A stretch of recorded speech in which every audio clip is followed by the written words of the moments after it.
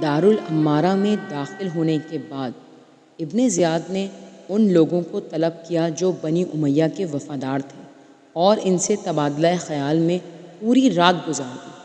صبح کو مسجد کوفہ میں تقریر کی اور یزید کی طرف سے اپنے والی کوفہ بنائے جانے کا اعلان کیا، اور یہ اعلان کیا کہ جو لوگ اس کا ساتھ دیں گے انہیں انعامات دیے جائیں گے اور دشمنوں کو عبرتناک سزائیں دی جائیں گی۔ اس نے دوسرے دن بھی مسجد میں تقریر کی اور دھمکیاں دینے کے بعد کہا، حکومت اپنے مخصوص ہتھ کنڈوں سے کی جاتی ہے، میں گناہگار کے بدلے بے گناہ، غائب کے بدلے حاضر اور دوست کے بدلے دوست کو پکڑ لوں گا۔ جناب مسلم بن عقیل کو ابن زیاد کی زیادتیوں اور حرکتوں کی اطلاع ملی تو مختار کے گھر سے ہانی بن عروہ کے گھر منتقل ہو گئے۔ ہانی نے حفاظت کو مد نظر رکھتے ہوئے اپنی خلوت سرا کے ایک حجرے میں مسلم کو ٹھہرایا۔ شیعان علی پوشیدہ طور پر ملاقات کے لیے آتے رہتے تھے اور اس سلسلے میں پوری رازداری کا خیال رکھتے تھے۔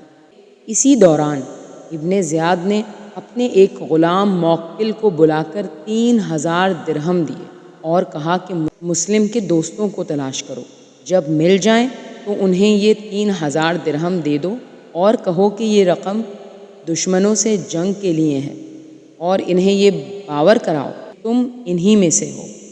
جب تم یہ درہم انہیں دو گے تو وہ تمہیں اپنوں ہی میں سے سمجھیں گے اور تم سے کچھ نہیں چھپائیں گے۔ موکل کی اطلاعات رسانی سے ابن زیاد کو معلوم ہو گیا کہ مسلم بن عقیل ہانی بن عروہ کے گھر میں ہیں۔ وہ اس فکر میں تھا کہ ہانی بن عروہ پر قابو پا کر مسلم اور ان کے ساتھیوں کو گرفتار کرے۔ ہانی ابن عروہ کو دربار میں طلب کیا گیا، اور جب ہانی دربار میں داخل ہوئے تو ابن زیاد نے کہا کہ مجھے خدا کی قسم، جب تک تم مسلم کو میرے سپرد نہ کرو میں تمہیں نہ چھوڑوں گا۔ ہانی نے کہا کہ خدا کی قسم میں یہ کام نہیں کروں گا، کیا میں اپنے مہمان کو اس لیے تمہارے حوالے کر دوں کہ تم اسے قتل کر دو؟ ابن زیاد نے کہا، خدا کی قسم تمہیں لانا ہوگا۔ ہانی نے جواب میں کہا کہ خدا کی قسم میں انہیں نہیں لاؤں گا۔ پھر ابن زیاد نے حکم دیا کہ ہانی کو میرے قریب لاؤ۔ جب ہانی قریب لائے گئے تو ابن زیاد نے کہا کہ مسلم کو میرے پاس لاؤ ورنہ تمہیں قتل کر دوں گا۔ ہانی نے جواب میں کہا کہ اس صورت میں خون ریز تلواریں تمہارے گھر کو گھیر لیں گی۔ ابن زیاد نے کہا کہ مجھے تلواروں سے ڈراتے ہو؟ پھر حکم دیا کہ اسے میرے نزدیک لاؤ۔ پھر اپنے ہاتھ کی چھڑی سے ہانی کے چہرے پر ضرب لگائی، پھر ناک، پیشانی اور رخساروں پر بھی اتنی ضربیں لگائیں کہ ان کی ناک ٹوٹ گئی اور خون ان کے چہرے اور داڑھی پر پھیل گیا، اور ان کی پیشانی کا گوشت لٹک کر ان کے چہرے پر آ گیا، اور ابن زیاد کی چھڑی ٹوٹ گئی۔ عبداللہ بن حازم کا بیان ہے کہ جناب مسلم بن عقیل نے مجھے یہ ذمہ داری دی تھی کہ میں ہانی کی صورتحال معلوم کروں۔ جب میں نے دیکھا کہ ہانی کو زد و کوب کے بعد زندان میں ڈال دیا گیا ہے، میں فوراً باہر نکلا اور آ کر مسلم کو حالات سے آگاہ کیا۔ مسلم اس وقت ہانی کے گھر میں تھے، اور گھر کے چاروں طرف کے مکانوں میں وہ لوگ قیام پذیر تھے جو مسلم کے حامیوں میں تھے، اور ان میں 4000 افراد ایسے تھے جو ہمہ وقت مسلح تیار رہتے تھے۔ عبداللہ بن حازم کہتا ہے کہ مسلم نے مجھ سے کہا میں ان لوگوں کو کہہ دوں کہ قیام کے لیے تیار ہو جائیں اور میں کوفے میں جنگ کا نعرہ لگا دوں۔ میں نے یہ نعرہ لگا دیا اور ادھر مسلم بن عقیل نے جنگ کا پرچم لہرا دیا۔ 4000 افراد نے مسلم کی سربراہی میں ابن زیاد کے خلاف خروج کیا۔ دارالعمارہ پہنچے تو 4000 سے صرف 300 افراد رہ گئے تھے۔ تحریری بیانات اور دھمکیوں کے بعد اہل کوفہ جناب مسلم کو اس طرح تیزی سے چھوڑ کر جانے لگے جس طرح تیزی سے بیعت کرنے آئے تھے، یہاں تک کہ عورتیں اپنے بیٹوں اور بھائیوں کے ہاتھ تھام کر واپس لے جاتی تھیں، اور مرد اپنے بیٹوں سے کہتے تھے کل اگر شام کا لشکر آ گیا تو ہم ان کا مقابلہ نہیں کر سکیں گے۔ لوگ آہستہ آہستہ مسلم کا ساتھ چھوڑ کر جاتے رہے، یہاں تک کہ مغرب کا وقت ہو گیا۔ جناب مسلم نے مسجد میں نماز پڑھی۔ اس وقت تک آپ کے ساتھیوں میں سے کل 30 افراد باقی بچے تھے۔ نماز کے بعد مسجد سے باہر نکلنے کے لیے باب کندہ کی طرف چلے تو اس وقت آپ کے ساتھ 10 افراد تھے۔ جب آپ باب کندہ سے باہر نکلے تو آپ کے ساتھ کوئی نہ تھا۔ غدار شہر اور اکیلے مسلم، نہ کوئی راستہ بتانے والا تھا اور نہ اپنے ساتھ گھر لے کر جانے والا تھا۔ گلیوں سے گزرتے ہوئے ایک ایسے علاقے میں داخل ہوئے جہاں قبیلہ کندہ کی ایک شاخ بنو جبلہ کے افراد سکونت پذیر تھے۔ مسلم کی نگاہ ایک ایسے گھر پر پڑی جس کے دروازے پر طوع نامی ایک خاتون کھڑی ہوئی۔ جناب مسلم نے قریب جا کر اسے سلام کیا اور پانی کا مطالبہ فرمایا۔ طوع نے اندر سے پانی لا کر آپ کی خدمت میں حاضر کیا۔ جناب مسلم پانی پی کر وہیں بیٹھ گئے۔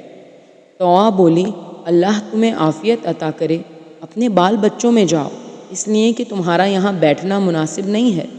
جناب مسلم نے فرمایا، اے کنیز خدا، اس شہر میں میرے اہل و عیال اور قوم و قبیلے میں سے کوئی نہیں ہے، کیا تم میرے حق میں کوئی نیکی اور خیر کر سکتی ہو؟ مسلم بن عقیل ہوں، لوگوں نے مجھے دھوکہ دیا ہے۔ اس نے انتہائی حیرانی اور تعجب سے پوچھا، آپ مسلم بن عقیل ہیں؟ فرمایا کہ ہاں۔ طوع نے عرض کی، اندر تشریف لائیے۔ طوع نے مسلم کو ایک کمرے میں لا کر بٹھایا، پھر آپ کے لیے بستر کا بندوبست کیا۔ کچھ دیر کے بعد طوع کا بیٹا بلال آ گیا۔ اس نے محسوس کیا کہ ماں خلاف معمول بار بار ایک کمرے میں جا رہی ہے، تو اس نے ماں سے پوچھا، آپ کا اس کمرے میں بار بار آنا جانا مجھے شک میں ڈال رہا ہے، اس میں کیا ہے؟ جب بیٹے نے اصرار کیا تو کہا کہ بیٹے مجھے ڈر ہے، میں اگر تجھے بتا دوں تو کسی دوسرے کو تو نہیں بتائے گا۔ اس نے نہ بتلانے کا وعدہ کیا تو قسمیں دے کر اس نے پورا واقعہ بتایا۔ بیٹا یہ سن کر خاموش ہو گیا۔ صبح ہوئی تو بلال اٹھ کر عبد الرحمن بن محمد بن اشعث کے پاس گیا اور اسے بتلایا کہ مسلم نے میرے گھر میں پناہ لی ہے، اور بات آگے پہنچتے پہنچتے ابن زیاد تک پہنچ گئی۔ جب بات ابن زیاد تک پہنچ گئی تو اس نے اپنے کچھ آدمیوں کو بھیجا کہ مسلم کو میرے پاس لے کر آؤ۔ جب لوگوں کا شور اور گھوڑوں کی ٹاپوں کی آواز مسلم کے کان تک پہنچی تو آپ نے اپنی تلوار اٹھائی اور حجرے سے باہر نکل آئے۔ اتنی دیر میں وہ لوگ گھر میں داخل ہو چکے تھے۔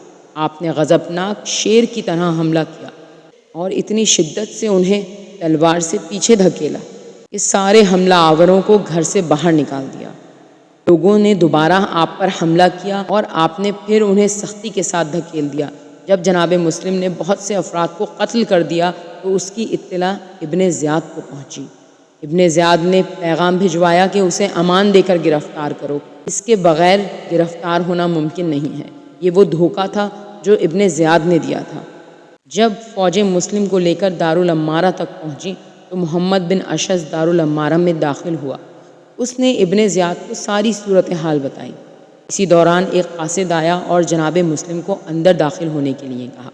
جناب مسلم قصر میں داخل ہوئے لیکن آپ نے ابن زیاد کو سلام نہیں کیا۔ کسی سپاہی نے کہا کہ تم نے امیر کو سلام نہیں کیا۔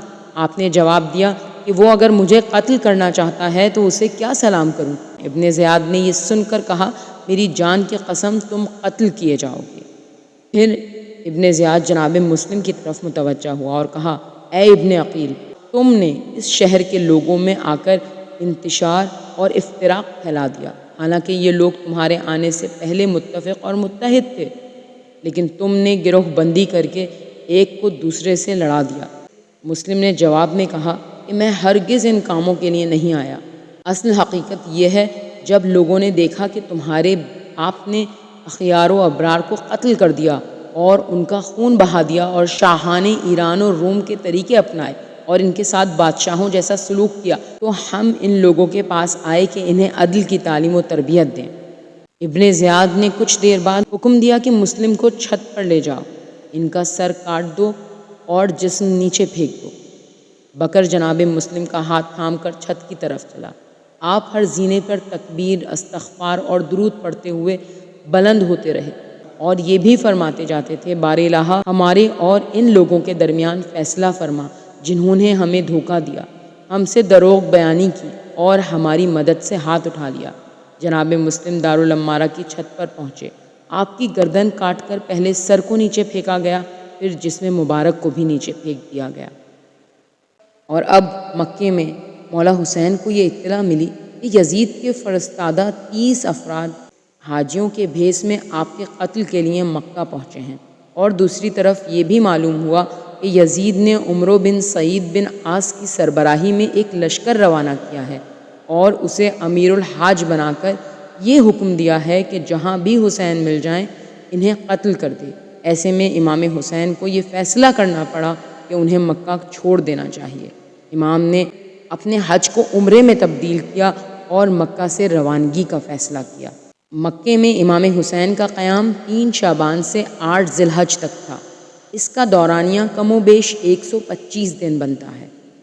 جب امام حسین کا قافلہ مکے سے روانہ ہوا تو پورا شہر مکہ حزن و اندوہ میں ڈوبا ہوا تھا اور ہر شخص سوگوار تھا اور اشک بار تھا۔ امام حسین کا قافلہ منازل طے کرتا ہوا آگے بڑھتا چلا گیا اور ابتح، تنعیم، صفح ان مقامات کو طے کرتا ہوا وادی عقیق پہنچا۔ انہی علاقوں کے بعد سالبیہ کے مقام پر مولا کو جناب مسلم بن عقیل کی شہادت کی خبر ملی۔ جناب مسلم کی شہادت کی خبر سن کر آپ کو بہت رنج ہوا اور آپ نے فرمایا خدا مسلم پر رحمت نازل فرمائے، وہ رحمت الہی جنت اور مرضی خدا کی طرف سے دھارے، اور اپنے فرض کو انہوں نے بخوبی پورا کیا اور ہمیں ابھی اپنا فرض پورا کرنا ہے۔ اب مولا اپنی منازل طے کرتے ہوئے ایک علاقے میں پہنچے۔ جو آخری علاقہ نینوا سے پہلے مولا نے طے کیا وہ قصر مقاتل تھا، اور قصر بنی مقاتل سے روانہ ہونے کے بعد قافلہ رات بھر مختلف سمتوں میں چلتا رہا۔ جب صبح کے آثار نمودار ہوئے تو قافلہ حسینی نے نماز پڑھی، پھر تیزی کے ساتھ سواریوں پر سوار ہوئے اور بائیں جانب چلنا شروع کر دیا۔ امام نے چاہا کہ اپنے ساتھیوں سمیت ہر کے لشکر سے چھٹکارا پا کر دور ہو جائیں، لیکن ہر اپنے لشکر کے ساتھ آ کر راستہ روک لیتا تھا اور چاہتا تھا کہ آپ کو کوفے کی طرف لے جائے۔ اس کشمکش میں راستہ طے ہوتا رہا، یہاں تک کہ نینوا کے مقام پر آپ نے پڑاؤ ڈالا۔ نینوا کوفے کے علاقے میں سے ایک علاقہ ہے۔ اس علاقے میں کربلا بھی واقع ہے۔ لوگوں نے دیکھا کہ کوفے کی طرف سے ایک شتر سوار اسلحوں سے لیس تیز رفتاری کے ساتھ آ رہا ہے۔ اس کے دوش پر کمان رکھی ہوئی ہے۔ دونوں لشکر اسے بغور دیکھ رہے تھے۔